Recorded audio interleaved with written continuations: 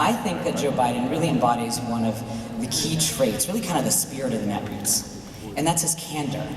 And that is really part of a core value of ours. No, I'm serious, it's a core value of ours, right? We are a community of people who speak truth to power. We spend our days on it, we spend our nights on it, we spend our free times on it. Some of us actually are fortunate enough to make that into our career. So we respect somebody who brings that much candor. We respect somebody who says what he feels, who means what he says. I mean, who better could really embody the feelings of so many of us after having worked so hard on passing the Affordable Care Act, right? So for this, I say he calls it like he sees it, and that is, for me, that is somebody who I can respect and somebody who I can build trust with. And as a community, I think that that's something that we have to do. But I get the feeling that some of Joe Biden's critics are, let's say, amused by his candor. I am not amused. I am inspired. Let me give you an example. Of how that candor is powerful. Now, the history books will write down that the first sitting president to endorse marriage equality was our president, Barack Obama. Right? And it's true. It's true. I think many of us, I certainly do. I remember the thoughtful and deliberative interview that Barack Obama gave on television. I watched it. It was amazing. It was moving. It was powerful. But for those of us who hold marriage equality near and dear to our hearts and our homes, we know that Joe Biden spoke first.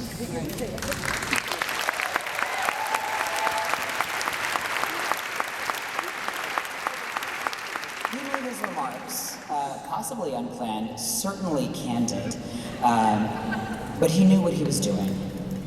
We give Barack Obama credit for changing the dialogue on marriage equality around the country. And sure, I think that's great. When the president says that, that's fantastic. I give Joe Biden credit for changing the dialogue in the White House.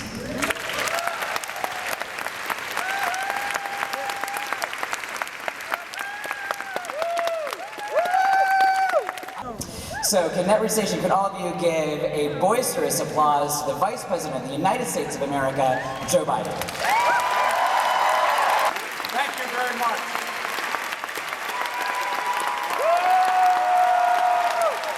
Thank you very much. It's an honor to be with you. It's an honor to be with you. And I want to say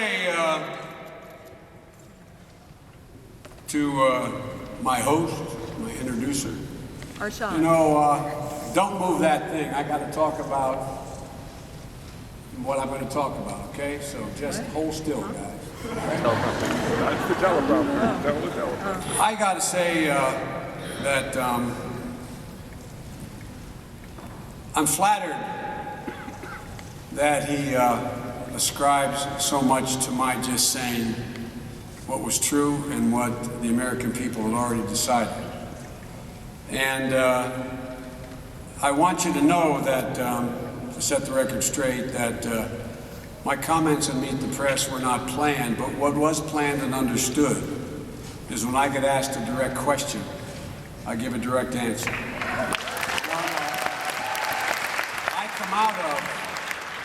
I come out of the civil rights movement, and there's not a way in God's green earth that I could sit there and be asked a question about the civil rights issue of our day and remain silent. It would have made a lie of who I am. Secondly, I want you to know, I know the president fully agreed with me.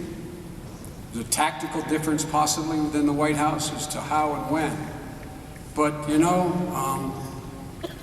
enough is enough. When I walked in after making that assertion, and the president just got up and gave me a big hug, and he said to me, "You said two things that you weren't going to change if I brought you on. One was you weren't going to wear any funny hats, and two, you weren't going to change your brand." Folks, there is the thing I love about you all, and I mean this, is your passion. And the thing I love about my host is, as I whispered in his ear, you know, I get this credit from the LGBT community for moving things along. But the credit really goes to the community. And here's what I mean by that. As more and more people had the courage, and it took courage, sometimes physical courage, to come out, average Americans began to understand who you were, that you were no different, that you're the same assets, liabilities, talents, lack of talent, as every other American. I mean this sincerely. And what I said to him was, I didn't free the LGBT community. What y'all did, what they did, was free every straight woman and straight man in this country. They freed us. And let me explain what I mean by that. And I mean this sincerely. I hadn't planned on saying it. Let me say what I mean here. This is the deal. It used to be that the vast majority of the American people who were not at all homophobic felt intimidated if they spoke up, felt intimidated if they were in a circumstance where someone made fun of, or in fact was demeaning to someone else who was part of the community. But today, what's happened? So many decent straight people who were just as afraid to speak out in support now have been given their voice by the gay community.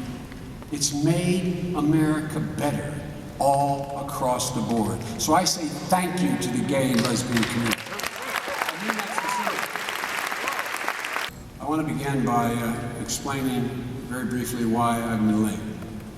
I have been engaged with our national security team and on the phone with President Poroshenko of Ukraine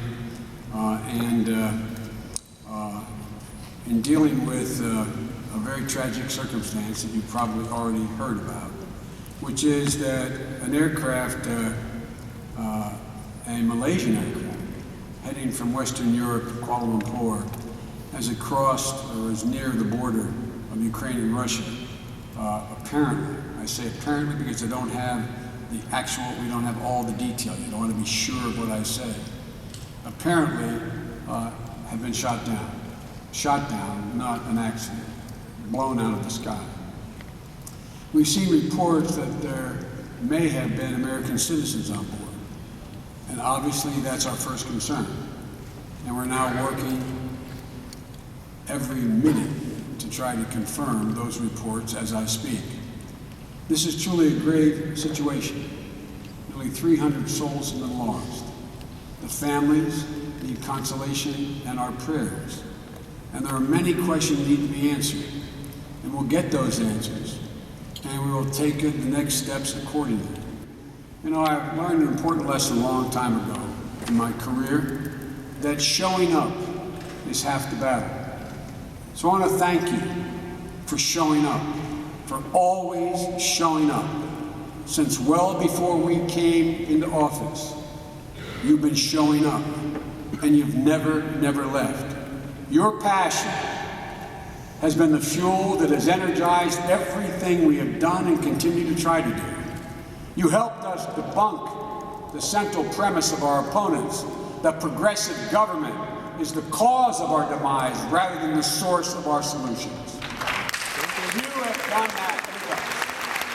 Because of you, the law is now established. I remember the first time I ran as a 29-year-old kid, being branded a socialist in the state of Delaware because I argued that health care was a right, not a privilege. You made that happen.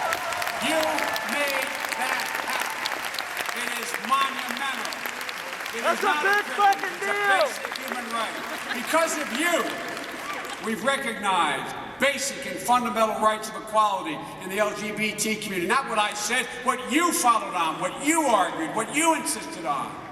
And because of you, you gave me so much help in administering the Recovery Act that we literally saved this country from moving from a Great Recession into a depression.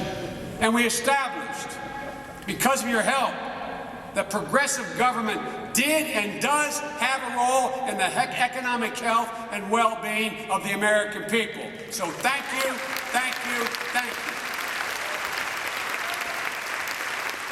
And what I value most about you is your deep passion, driven by the concern for others as opposed to your self-interest. That's what distinguishes all of you. It's about others, not about you. We got a long way to go to make the tax code fair, but for the first time in 20 years, Republicans voted to raise taxes on the top 1%. The first time, the top 2%.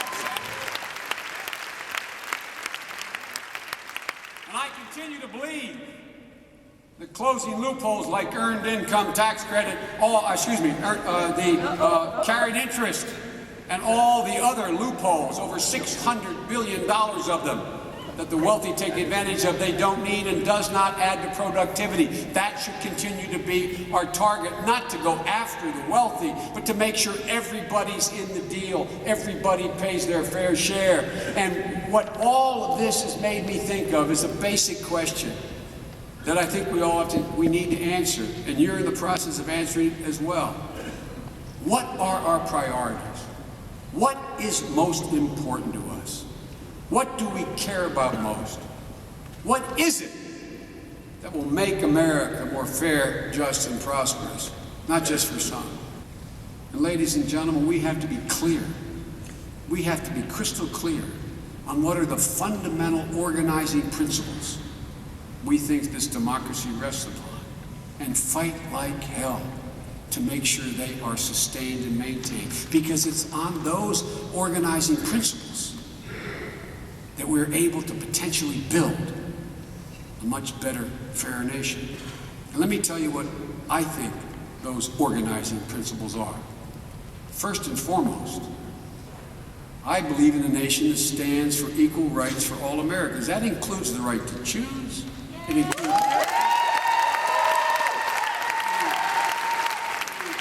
right to marry whomever you love. It includes the right of everybody in the LGBT community to be treated equally in every respect. That's why we have to pass ENDA. I know there's differences on the detail of it, but no one should ever have a right to dismiss somebody because of their sexual orientation. It just should not exist. It also includes the basic proposition that my daughter and my 4 granddaughters are guaranteed every single opportunity my sons and grandsons have, because they are capable of whatever my sons and grandsons can do. I mean everything. Without exception. I am determined. I believe, and I've spent my career ensuring that one of the primary measures of how we conclude and where we judged as a people is how we deal with the abuse of power, whether it's psychological, economic, or physical power. The abuse of power, as my father would say, is the worst sin that can be committed. And the cardinal sin among all of those is for a man to raise his hand to a woman for whatever reason. No man has the right to raise a hand to a woman under any circumstances other than self-defense. Period. Some of you may not agree with that, but no circumstance. None. And that's why I moved this debate from writing that law to focusing on sexual assault on campuses. It is outrageous. It is outrageous. And all you men in the audience, and every man listening to me here, every single man listening to me, you have a right, an obligation to stop deporting our families! Stop deporting our families! Let's take these one issue at a time, okay?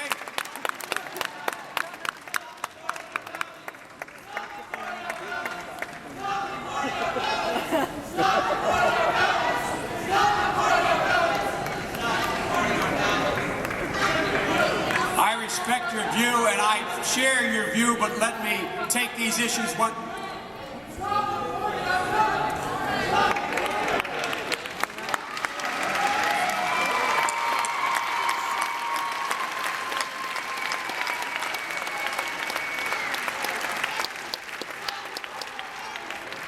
You should clap for those young people, because if you were a member of a family, you should clap for them.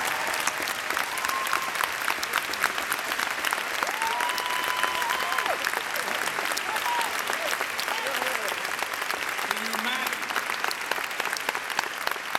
imagine the pain, the anxiety of coming home every day wondering whether or not your mother or father will still be there? Can you imagine? Can you imagine what it must feel like? Ladies and gentlemen, there's so much unfinished business. I started my career as a young man in the civil rights movement. No big deal, just a kid desegregating movie theaters and facilities in my state of Delaware, which has the 8th largest black population in America. The fact of the matter is that without the right to vote, and you know, we fought for the Voting Rights Act. I was a kid. What happened at Pettus Bridge, what happened during the entire movement, and the passage of the legislation, I thought, and then I became chairman of the Judiciary Committee, and I fought for the constant re-extension of the Voting Rights Act. The last time it passed 99 to nothing, and I thought, finally the principle's established. I never thought I'd be standing here in the year 2014 when over, I believe it's 65 pieces of legislation have been introduced in state legislative bodies to curtail, to diminish, to shorten the time within which to demand more proof that you're able to vote. I thought we were beyond that point. This is a fight that I know is not on the top of everyone's agenda, but we can not lose. These guys mean it. They haven't gone away. And folks, there is climate change. It's real. And the reason why passion is warranted is because it is the single greatest challenge to humanity that exists today. It is not only a moral obligation, it literally, in a literal sense, if we do not gain control of it, it's going to mortgage not just the next generation, but humanity. And I believe that we're a nation of immigrants. The constant flow of immigration from our founding of our country has been the primary source of our ability to constantly remake ourselves as a nation. Naturalized or native born, stamped into the DNA of every American citizen, is a healthy skepticism for orthodoxy. Think about it. I'm not joking. Think about that proposition, including our great allies. No child in school ever gets in trouble for challenging orthodoxy. It's the reason why they've been able to remake. Secondly, I said, Mr. President, in that black box they'll find a constant stream of immigration. Not just trickles, major flows of immigration. Because think about it, folks. Even those of you who are not crazy about the flow of immigration, think about it. What does it take to one day sit in your yard or your table and look at one another and say, you know, I've got a great idea. Let's leave everything we know and are comfortable with and move to a country that probably doesn't want us, where we don't speak the language, and we have no idea what the future holds. It's almost a Darwinian self-selection process. The people who have the courage to move are the people with the courage, the people with hope, the people with the sense of optimism, the people who think there are possibilities. They're the people who, by and large, come from every continent of the world. And they fuel America's dynamism. They are not the problem. They fuel America's dynamism. So folks, every country has to control its borders, and we need a rational policy. But the notion that is a problem. Look at the problems other countries are having now. I got in trouble, you may recall, for speaking my mind, saying that China could not sustain a one-China policy and they would change it. They changed it. Was I clairvoyant? No, it's a simple proposition. They do not welcome outsiders. It is, some would suggest it's a xenophobic society. At a minimum, it's not one that welcomes permanent change. So what's the problem now? They don't have enough people to work to support the people who no longer work. So they're changing the one China policy. Japan. What is Japan doing? It's changing its policy so that instead of not just educating women and then discouraging them for staying in the workforce, they're now doing everything possible to keep women in the workforce. Why? They are not overwhelmingly excited about large new immigration, so they're trying very hard to change the policy. I believe every American is entitled to a fair shot at a good job. You know, my dad used to say when he lost his job and got one and did well, he said, Joey, a job is about a lot more than a paycheck. It's about respect. It's about your place in the community. And most importantly, it's about your dignity. That's why I believe a nation that values earned income as much as unearned income, and taxes will be fair and equitable. Because I believe that real job creators in America are the engineers, the salespeople, the line workers, not just the investment bankers and the shareholders. Everyone's entitled to be treated with dignity and the contributions they make. And what I know and believe is the basic bargain that used to exist with Democrats and Republicans for the previous 6 decades. And it was this: if you contributed to the success and productivity of the enterprise or business, you got to share in a commensurate way in the success that flowed from that. It's not only fair and good for American workers, it's good for companies. It's good for the enterprise. But it has been broken, that bargain. It has been broken. We have the most productive workers in the world. Yet, they are not sharing in that productivity. You know, all you have to do is go back to this town 100 years ago with a guy named Henry Ford. There was no more sharp-edged businessman in America at the time than Henry Ford. 100 years ago, in a moment of economic difficulty at home, what did he do? He doubled the pay of his workers. Now, let me tell you why.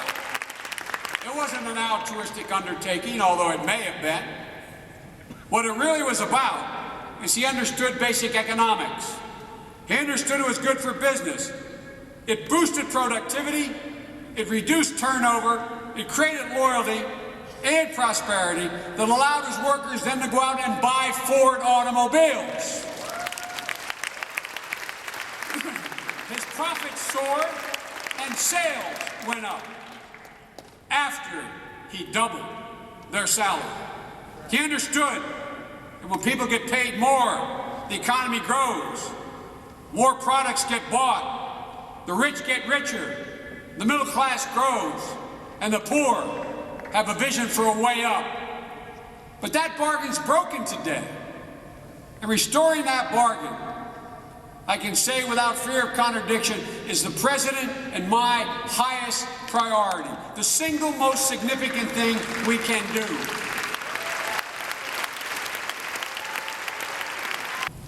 The middle class and the notion of the possibilities that exist is the glue that has allowed us to be the most stable political and most stable social system in the world.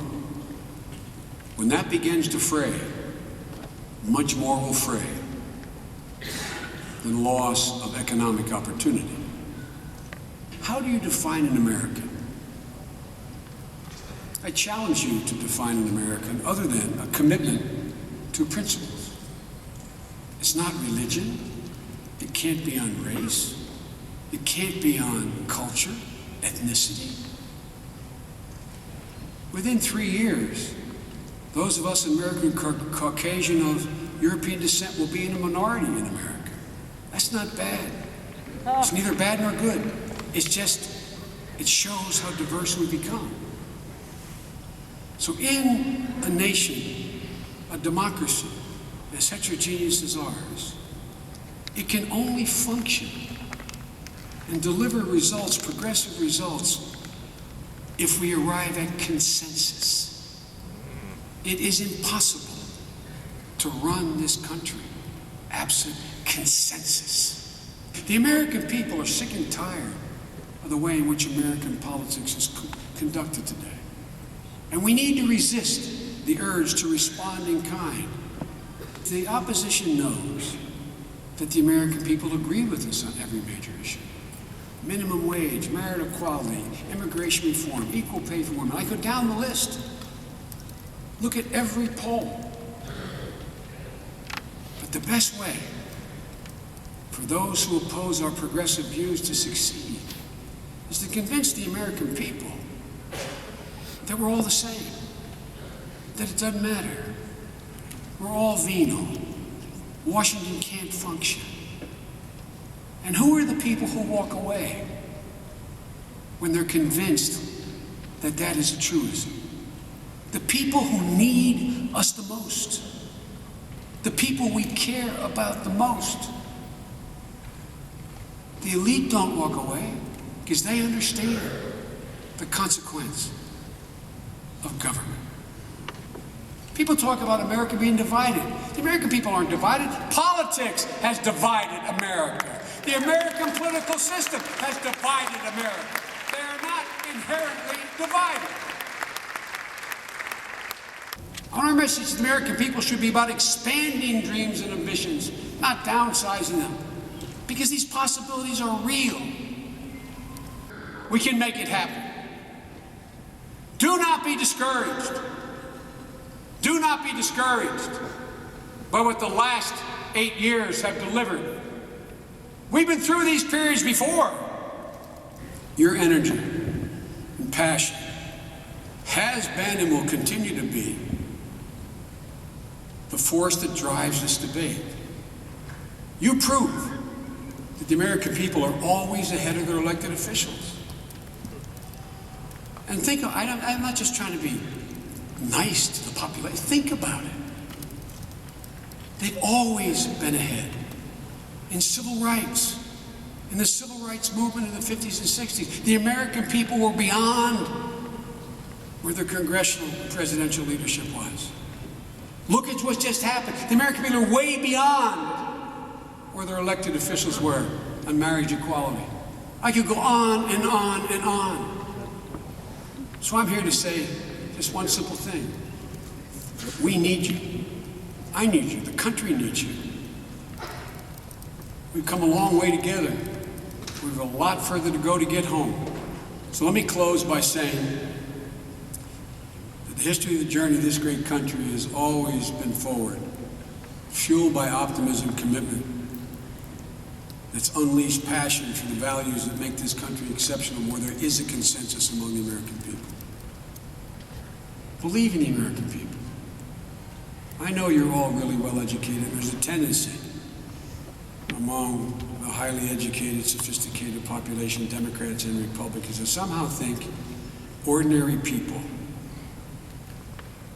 ordinary citizens, high school educated people, hardworking people, somehow they don't know what's in their own interest. Resist. Resist being so condescending. They're smarter than you are collectively. They know that their interest is. They can't articulate it the same way, but they know. So folks, my closing comment is, never bet against America. It has never been a good bet. Thank God we have you. Keep it going.